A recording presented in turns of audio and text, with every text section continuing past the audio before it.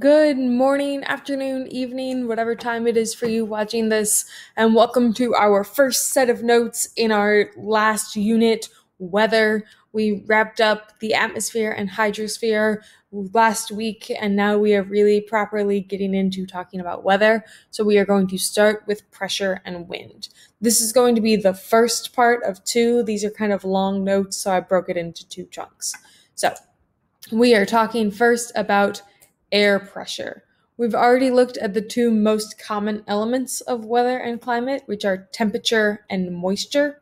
And now we're going to look more at the last two elements that meteorologists really measure and study, pressure and wind. We'll consider a couple of different questions as we go through this, like how can we measure the weight of air? What are some factors that control wind? What is a prevailing wind? Why are highs and lows always shown on a weather map?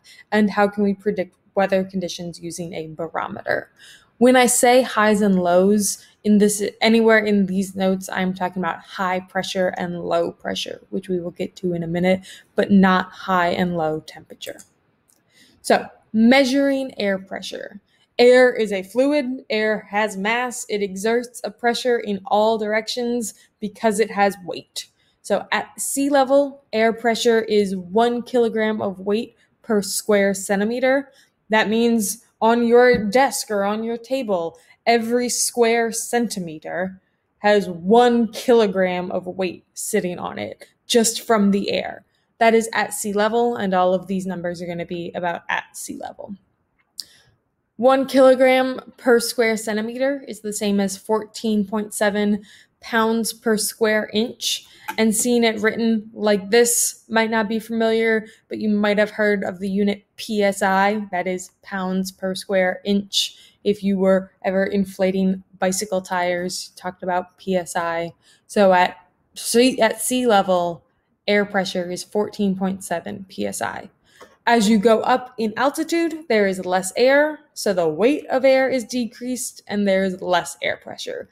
When you climb a mountain and there's less air and it's hard to breathe and your brain's getting all funny, there is much less air pressure. When meteorologists measure air pressure, they use a unit called a millibar. I wish that the pressure at sea level was an easy number like 1,000 millibar, but it is not quite. It is 1013.2 millibar. To measure air pressure, you use something called a barometer, and these are two different kinds of barometers. Here we have a mercury barometer, where you've got mercury in this like petri dish, and the air is pushing down on the mercury, and it has nowhere to go but up the test tube. So sometimes meteorologists will measure air pressure in inches of mercury. We can see this shows that at sea level, the pressure is 29.92 inches of mercury, and it's just how many inches up does this mercury go. A mercury barometer doesn't travel very well. Mercury is toxic, and so moving this around isn't really feasible. So there's another kind of barometer called an aneroid barometer, which is this one on the right. An aneroid means no liquid. So here we have a vacuum tube, and air pushes down on the vacuum tube, and it pushes a little needle to show you the number of the air pressure. Wind comes directly from varying air pressures. Wind is defined as the horizontal movement of air due to differences in pressure, and air will always flow from an area of high pressure to an area of low pressure. You can think of it like water flowing downhill. It flows from a high area to a low area. So wind will always blow from high pressure to low pressure. And once again, all of this is thanks to the heat from the sun. The heat from the sun is what really causes the wind, because the unequal heating of Earth is what causes these differences in pressure. So cold air is more dense. There are more air particles all over the place, so that will be higher pressure. Warm air is less dense, the particles are more spread out, so that is lower pressure. So wind will be going from colder, more dense regions to warmer, less dense regions. And because of the temperature difference, we have the pressure differences, we have wind. So all of this is because of the unequal heating from the sun.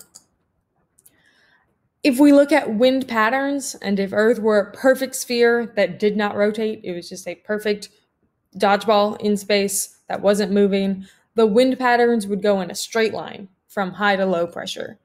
But Earth is more complicated than that. It does spin, there is friction, and there are a couple of other concerns as well. So there are three main factors we need to understand to figure out wind patterns.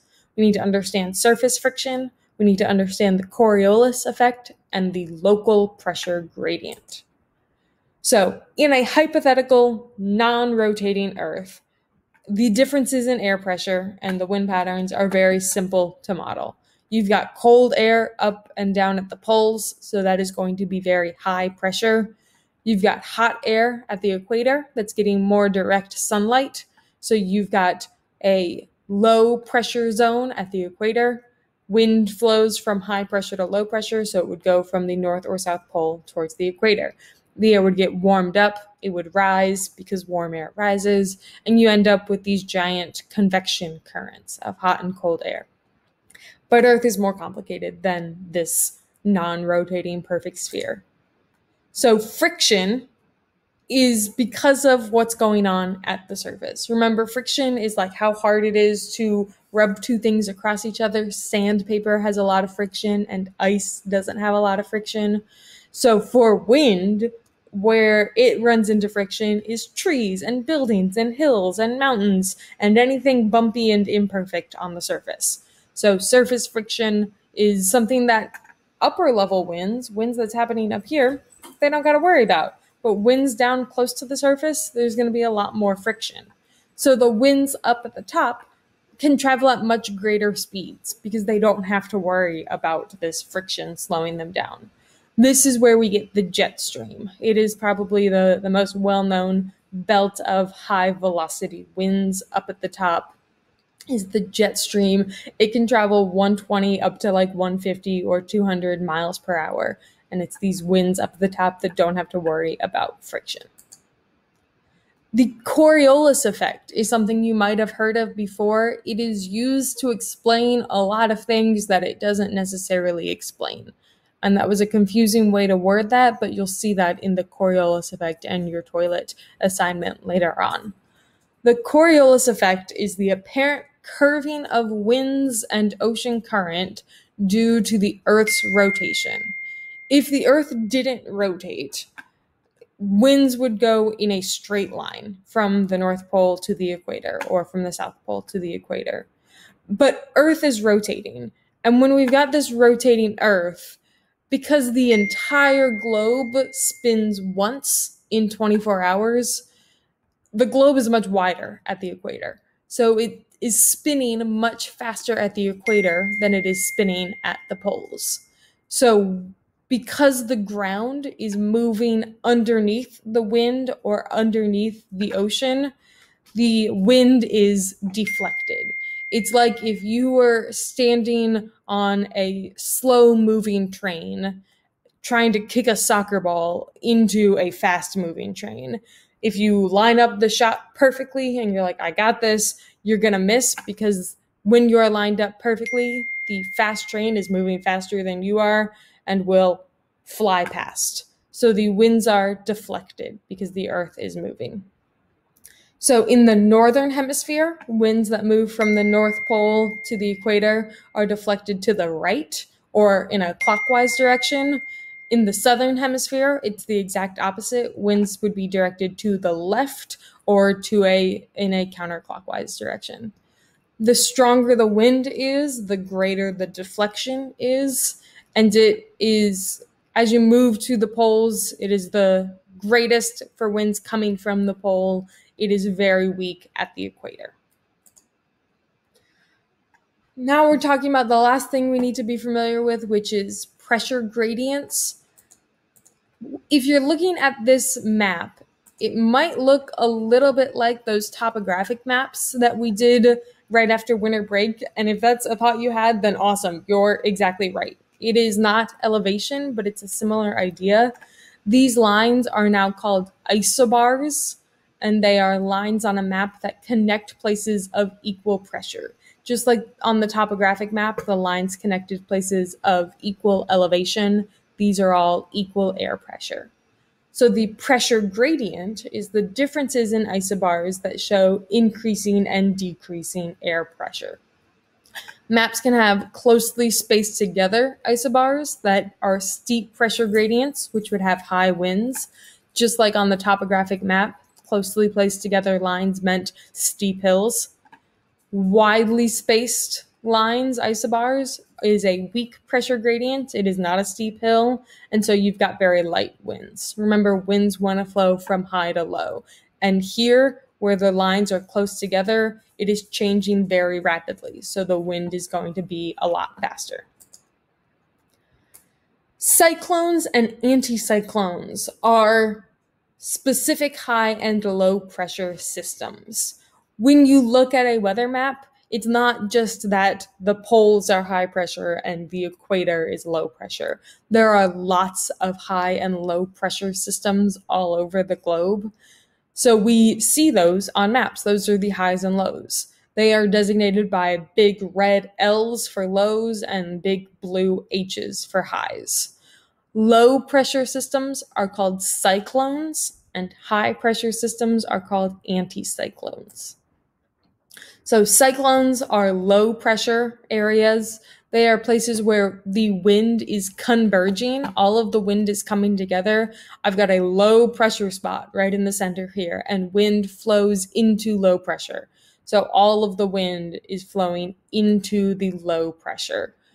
All of this wind is coming in. The air has nowhere to go but up. The wind is coming from all directions, so the wind stacks and builds upward. Rising air is associated with clouds, and clouds lead to precipitation. So in low pressure zones, you are likely to have clouds and precipitation. The wind is going to circulate in and move in a counterclockwise direction, and that's in the northern hemisphere. If I say that wind is moving in a certain direction, I'm assuming northern hemisphere because that's where we live. It's the opposite in the southern hemisphere. So the wind is being deflected as it flows in, and it moves in a counterclockwise direction because of the Coriolis effect. And then as the air moves up, the wind isn't necessarily flowing in up at the top. So aloft at the top, you get divergence. The wind can move away now. The clouds can disperse. Everything's not quite so tense. At a low pressure system, weather is in North America moves from west to east. So if I imagine I'm starting at this spot here, as the weather is going, this low pressure system is going to move west to east over me. To start, all of this wind is coming from like the southeast. So to start, we've got a southeasterly wind, not a lot of precipitation. When this low pressure system is right over me, there's not really any wind anymore because it is coming from all directions and moving counterclockwise. It's like you're in the eye of the storm. Precipitation is going to increase, and as the low pressure system is directly above you, that's when you'll have the most precipitation. As it keeps moving, and now I end up on the other side of this low pressure system, eventually the precipitation will go away. The wind will now be coming from the northwest. So I've gone from a southeast wind to a northwest wind. I had precipitation show up and then stop, and now the temperature is decreasing because typically low pressure systems are associated with cold fronts. An anticyclone is the opposite of a cyclone. It is high pressure systems. These are areas of diverging wind. Remember, wind flows from high to low. So if I've got a high pressure spot, the wind is going to move away from the high pressure spot. Because the winds are diverging, The air that's up at the top can sink down and fill in this gap. Sinking air is associated with clear skies and no precipitation. So it'll be sunny, not really any clouds, just a nice time. Winds are moving outwards and move in a clockwise direction, and usually there's some convergence aloft, which means up at the top, above this sinking air is coming together. So again, if I start over here, this high pressure system is going to move west to east. To start, I've got winds that are coming out of the west. They are pointing towards me. I've got western winds, and it's fairly nice out. As I move right into the center of the high pressure system, precipitation is going to decrease and completely disappear as the high pressure system moves up. Sinking air doesn't make clouds. Rising air makes clouds. And then when I'm on the other side of this high pressure system, now I've got winds coming out of the east, moving up north, so maybe a bit more of like a southeast wind. So we went from west to a southeast-ish wind. Precipitation decreases and disappears when I'm at the center, and temperatures will generally increase because high pressure systems tend to be associated with warm fronts. And we're going to talk more about fronts in probably next week. All of those different things come together to make the idealized wind belts. And this is a complicated picture to look at, but it is a really important one, and you should be familiar with a lot of these different pieces. We don't just have high pressure at the poles and low pressure at the equator. There are other places of high and low pressure. Some really important ones, we get the subtropical high at about 30 degrees and the subpolar low at about 60 degrees. So the air that's moving in these convection cells, if everything was perfect, it could make it all the way back to the North Pole, but everything's not perfect. So this air does not make it all the way to the North Pole before it cools and sinks. So we typically get a a high pressure zone in the subtropics at about 30 degrees and a low pressure zone at about 60 degrees latitude. So the subpolar low and the subtropical high are things to be familiar with. So low pressure at the equator and the subtropical low or subpolar low, high pressure at the polar high and the subtropical high. Because winds flow from high to low, we end up with a couple of different wind patterns that are mirrored in the southern hemisphere. So I get what's called the trade winds between the subtropical high and the equatorial low. These trade winds that are diverted towards the west because of the Coriolis effect are between the equator and the subtropical high. I've got the westerlies. You'll notice the westerlies are what dominate most of the US. They go from the subtropical high to the subpolar low. Here they're being diverted to the east. This is still because of the Coriolis effect. It's just upside down because it is moving north. So we've got the westerlies between 30 and 60 degrees. They're called the westerlies because they start from the west and move towards the east. And then we get the polar easterlies that go from the North Pole to the subpolar low. These are also diverted to the west like the trade winds. So three main winds: the polar easterlies that go east to west, the westerlies that go west to east and dominate the US, and the trade winds that go east to west and are more towards Central America, moving towards the equator. Those are going to be things you should be familiar with. You can see how each of those has its own convection cell associated with it. There are some funny nicknames on here, like the horse latitudes and the doldrums.